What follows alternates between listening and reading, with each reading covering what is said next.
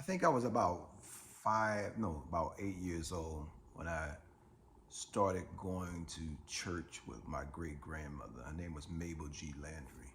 And, she would take me to church, and maybe about between 8 and 11, probably more around 8 years old. And I remember we used to go to these revivals. They used to happen quite frequently at this Pentecostal church that my great grandmother decided to go, and she used to always take me to church. And I remember on this particular revival, which was, services during the week. If you are Christian and you've been to revivals, then you know what I'm talking about. And back in those days, it was like fire and brimstone type teachings where this traveling evangelist was teaching on Revelations, the book of Revelations, and the end times. And there I was sitting next to my great grandmother. The preacher is talking about how important it is for you to speak in tongues in order to qualify to go to heaven. And my grandmother, my great grandmother, spoke in tongues. And she went up to the altar and she spoke in tongues at the altar. And then she came back after the first, because they would do it was multiple rounds of calling people to the altar to be saved so that you would miss hellfire or you won't be damned by the coming of the end of days. And I remember at 8 years old sitting in my seat watching my grandmother at the altar, and then she comes back and she sits next to me, and she's still feeling the emotion of the whole thing of speaking in tongues and quote unquote being saved now.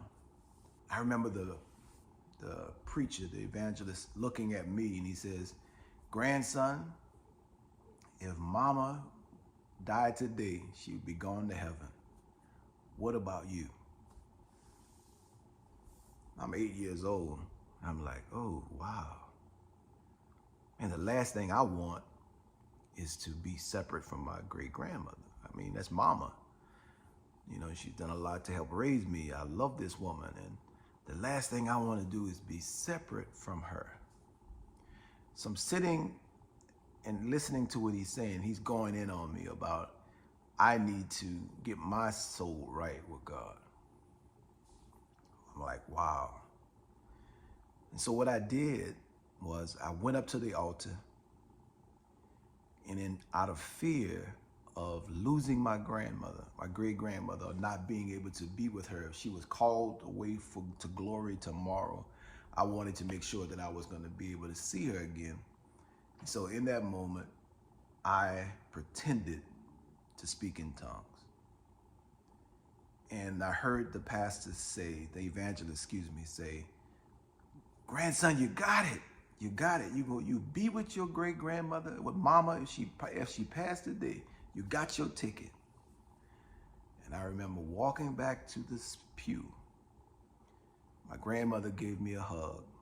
I sat and I thought to myself, and I said, oh wow, I wonder if anybody knows that I faked it. And then I asked myself even deeper question. I said, I wonder if anybody else faked it for the same reason I faked it. I'm gonna be honest with you. I faked it because I was afraid to lose, to not be with my great grandmother, to not be with mama. I wanted to be with mama. And that motivated me to go pretend as if I spoke in tongues. But then I wondered just how prevalent that was, because so much of what the preacher was teaching on was so full of fear. And I think about, as I use that story to begin the conversation that I want to have with you, which is the difference between spiritual versus religion. Now, I think the way I started the story is definitely a good way to start this whole conversation, spiritual versus religion, because you see, the thing is, none of us are born with religion. Religion is socialized into your brain. And how religion is socialized into your brain is usually based on fear. So like before you're even able to make decisions for yourself, organized religion is socializing you to believe you're inadequate, there's something wrong with you, you're not good enough, and therefore there's something you must do to become good enough. There's something you must do to qualify yourself to be worthy of all that God has created and has available to us as human beings. And then once you start believing that you're not worthy, that you're not good enough, and there's something you have to do to qualify, it's a downhill slope from there. And what I mean by that, first of all, it's traumatic. I was traumatized as a very young child because I was taught to believe that even at 5 years old, I was a sinner. And as an intelligent kid, I would sit around and think about, contemplate, what did I do? I mean, I'm only 5 years old. I just got here. What did I do to be unworthy? I mean, I literally, you may find this hard to believe, but there are a lot of 5-year-old kids that are like, questioning and asking things, and they're looking at what the adults are doing, and we're in this super learning mode, and we're questioning everything until somebody tells us to shut up and stop asking, and then we shut down. But I used to ask a lot of questions, and it didn't make sense to me. What did I do to be unworthy at only 5 years old? So at 5, I heard and I started taking in the indoctrination that would become the religion in the back of my subconscious mind. Now, what is spirituality? Spirituality is something that you're born with. It is the relationship you share with yourself. It is the communication you have with yourself, and it's the harmony that you are born into from birth. So we are born in a harmony with ourselves. In fact, we are born 100% on our own side. That is the original state of our spirituality. We being 100% on our own side. And then that is interrupted by the messages that we receive from society that tells us that there's something about us that's not quite right, that we have to become something else, or we have to give up something of ourselves in order to be worthy. When I thought about this, and I was given this topic to talk to you with, I was thinking about how free spirituality is. Spirituality is free. It's like air. You breathe it.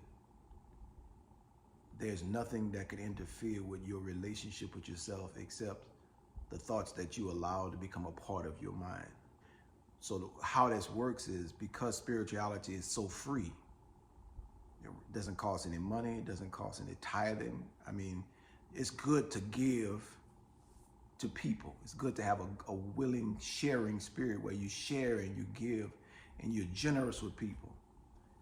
That is a part of your spirituality, I believe. But when you make it a part of your criteria for the idea of you being worthy or unworthy, then what you're doing is playing games. You're manipulating people. So now, organized religion, of course, depends on you being afraid. Depends on you being afraid. Spirituality does not depend on that. Spirituality depends on you being free. Free to express yourself, free to become more of who you already are. Because the reality is, who God made us to be is infinite. We are infinite souls, expanding and growing and developing if we so decide to grow. But what organized religion puts in the fear that we literally become enemies to ourselves, and we fight against ourselves, and that is the biggest part of trauma. When we are traumatized, what trauma does, it makes you fight with yourself. So you talk crazy to yourself. You're not 100% on your own side, and it is exhausting. Every day you wake up, or when you at the end of the day, you are totally exhausted because you spent most of your day at odds with yourself. Spirituality is about the harmony you have with yourself. And if you're interested, I'd like to take you on a journey that brings you into your spirituality, into a healthy relationship with yourself. I'm Ragivah Mahdi. This has been 10 Minutes with Ragivah Mahdi, the Soul Focus Group. Love you. Thank you for listening.